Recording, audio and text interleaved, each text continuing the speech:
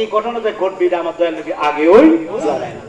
এখন বাবা যেদিন আশুরার দিন, এই দিন বাবা শহরবানু স্বপ্নে দেখলেন। শহরবানুকে ইমাম হুসাইন রাদিয়াল্লাহু তাআলার স্ত্রী, উনি স্বপ্নে দেখলেন কারবালার ময়দানে নুরানি বিশিষ্ট এক মহিলা কারবালার ময়দান ঝাড়ু দিচ্ছেন। এই মুহূর্তে শহরবানু বললেন, মা গো মা, এই কারবালার ময়দান আপনি ঝাড়ু দিচ্ছেন কেন? আপনি কে? আপনার পরিচয় জানতে চাই। তখন স্বপ্ন যুগে মা ফাতেমা বললেন, হে শহরবানু বেটি, তুমি কি আমাকে চিনো না? আমি হইলাম দু জাহানের বাদশা নবী কামলেওয়ালার মেয়ে ফাতেমা। আমি এই কারণে কারবালার ময়দান ঝাড়ু দিচ্ছি। আগামীকাল সকালে 10টার আগে সকাল সকাল আমার হুসাইনকে এই কারবালার ময়দানে শয়ন করিয়া শুয়াইয়া তাকে কতল করা হবে। এই কারণে আমার ছেলের পিঠের নিচে যেন বালু কণা, পাথরের কণা যেন না লাগে, এই কারণে আমি এটা মুছিয়া এটা ঝাড়ু দিয়া পরিষ্কার করে রাখছি। বাবারা, এই ইমাম হুসাইনকে কষ্ট দিছে কারা? এই ইমাম হুসাইনকে কারা কতল করেছেন, কারা শহীদ করেছেন? এরা হলো এজিদপন্থী। কি বলেন ঠিক না রে? কারবালার মা ফাতেমার কান্দন সীমা শুনল না জগতে, হায়রে শুনল না জগতে। কান্দে আর মা ফাতেমা, কান্দে আর মা ফাতেমা, হুসেন হারা সুখেতে মা ফাতেমার কান্দন হায়রে শুনল না জগতে, হায়রে। কি কষ্ট হয় বাবা, মোহাম্মদের গান না। কারবালার ময়দানে আজকে তো সোহাদাই কারবালার দিন, যদি চোখ দিকটো পানি আসে বাবা, এই পানিটা হয়ে পরকালে মুক্তির ওসিলা ধরে করুন। সবাই মহব্বতে বলে, মা ফাতেমার কান্দনে হায়রে শুনল না জগতে, হায়রে। কারবালার ময়দানে নবীর বংশ শহীদ হইল, সেই দিন হইতে এজিদের দল ঈমান হারা হইল। বলুন কারবালার ময়দানে নবীর বংশ শহীদ হইল, আহা সেই দিন হইতে এজিদের দল ঈমান হারা হইল। নবীজির প্রাণ হুসেনের গলায় সীমার ছুরি চালাইলো গলাতে, মা ফাতেমার কান্দন হায়রে শুনল না জগতে, হায়রে।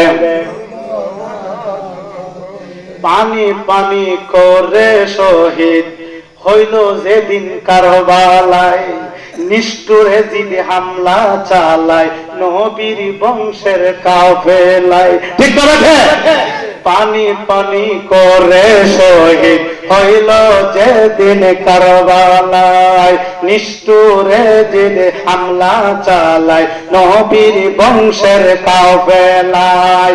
এমন নিষ্ঠুরের কাজ দেখি নাই এই জগতে, এমন নিষ্ঠুরের কাজ দেখি নাই এই জগতে, মা ফাতেমার কান্দন হায়রে শুনল না জগতে, হায়রে।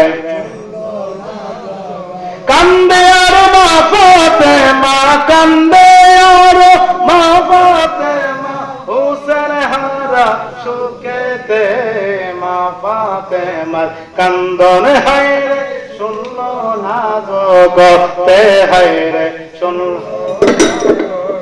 সবাই বলে মারহাবা। বাবা, আপনার এলাকায় এই বেমারটা আছে কিনা আমি জানি না, আমাদের এলাকায় ঢুকছে। জানাজার নামাজের পরে দোয়া করে না, জানাজার পরে দোয়া করে বেড়া। এই বেমার আপনার দেশে আইছে, ঢুকে গেছে গিয়া। এখন কি এই বেমারের ওষুধটা দেওয়া দরকার আছে কিনা? আচ্ছা আচ্ছা, আমি জানতাম চাই বলছে বাবা, আপনারা যারা পড়ছেন, আপনারা যারা এনে পড়ছেন, আপনারা যারা মুরব্বী মানুষ, বলুন তো আপনাদের বাপ দাদারা জানাজার পরে দোয়া করছে কি করছে না? আগের আলিম ওলামারা কি জানাজার নামাজের পরে দোয়া করছে কি করছে না? তবে আগের আলেমরা সবাই দোয়া করছে। এখন দোয়া করার বেদাত, এটা 5 দিনের ফতোয়া। 4, 5, 7 বছর 10 বছর হয়েছে এই কওমি মোল্লা দিয়ে ফতোয়া দিয়েছে এটা বেদাত। এখন আসেন দেখি হাদিসে কি বলে। জানাজার নামাজের পরে দোয়া আছে কি নাই এটা হাদিসে কি বলে এখন আমরা দেখব। এখানে যে কিতাবটা আমি খুলছি সেই কিতাবটার নাম হলো মেশকাত, 163 পৃষ্ঠা। জোরে কোন কত পৃষ্ঠা? এই কিতাবটার বয়স কিন্তু আজ থেকে প্রায় 1100 বছর আগের কিতাব। সুবহানাল্লাহ বলেন না জোরে? এখন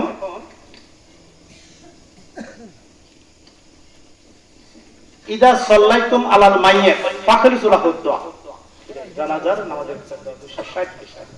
হ্যাঁ 260 পৃষ্ঠা, 260 পৃষ্ঠা হাদিসটা।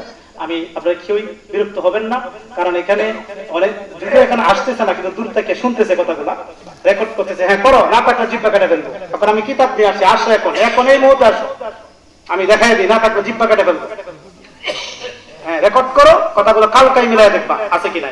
আমি মেশকাত শরীফ সরাসরি নিয়ে আসছি। যদি আপনার কনফিউশন থাকে এই মুহূর্তে আমার এখানে আসতে পারেন। 260 পৃষ্ঠার মধ্যে এই হাদিস খানা আছে। মেশকাত শরীফ, আরবি তো আরবি মেশকাত, বাংলা না কিন্তু।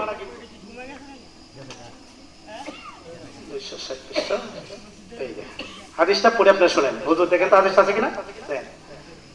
وعن أبي هريرة وعن أبي هريرة رضي الله تعالى عنه قال আবি হুরায়রা বর্ণিত তিনি বলেন قال رسول الله صلى الله عليه وسلم রাসূলুল্লাহ সাল্লাল্লাহু আলাইহি সাল্লাম বলেন ইজা সাল্লাইতুম আলাল মাইয়্যিত, যখন তোমরা মৃত ব্যক্তির জানাজার নামাজ আদায় করবে। সুবহানাল্লাহ বলতে নজরে নবীজি বলতেছেন যখন তোমরা মৃত ব্যক্তির জানাজার নামাজ আদায় করবে ফাখলিসু লাহু দুআ, পাও আত্মের জন্য সাথে সাথে ফাখলিসু লাহু দুআ, সাথে সাথে এই মৃত ব্যক্তির জন্য খালেস করে দোয়া করো। সুবহানাল্লাহ। যখন তোমরা জানাজার নামাজ আদায় করবে তখন এই মৃত ব্যক্তির জন্য সাথে সাথে খালেস করে কি করো, কি দোয়া করো? খালেস দোয়া মানে অন্তরটা দিয়া